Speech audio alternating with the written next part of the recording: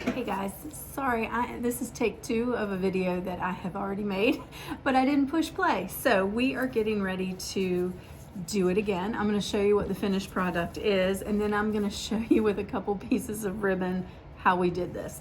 I can't believe I did that.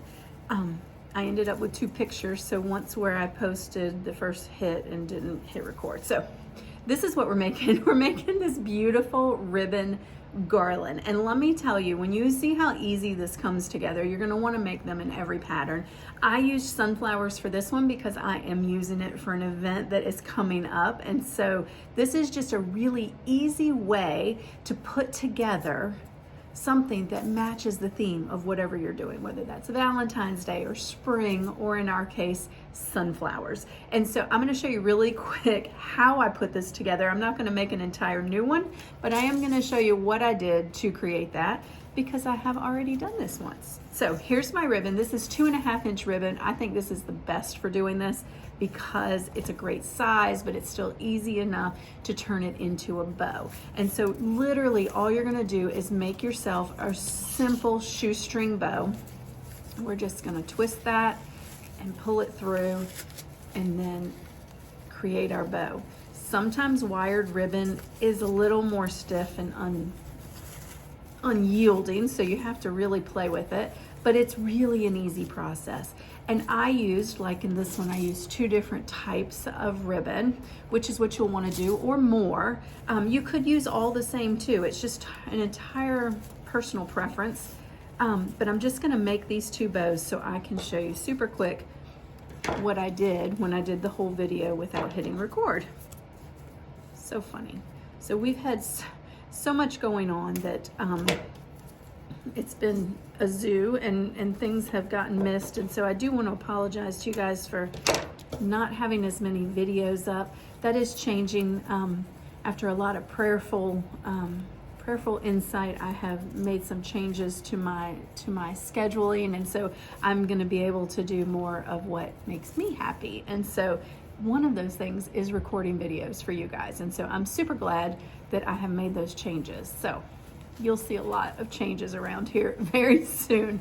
All right, so here is one bow. Now we're gonna make a second one, and then I'm gonna show you just how easy it is to make this garland. Literally, you're gonna be like, oh my heavens, who thought of that? And I wish I knew. I saw it somewhere and I can't find the video again. Thankfully, it was easy enough that I didn't need to refer to the video again. But I just thought, what a brilliant way to tie all of your things in together. So for me, on my mantle, I always have some sort of door hanger. So I use it like a sign against some old windows that are on my mantle. And so it always has a bow on it, whether it's a sign, a wreath, whatever the case may be.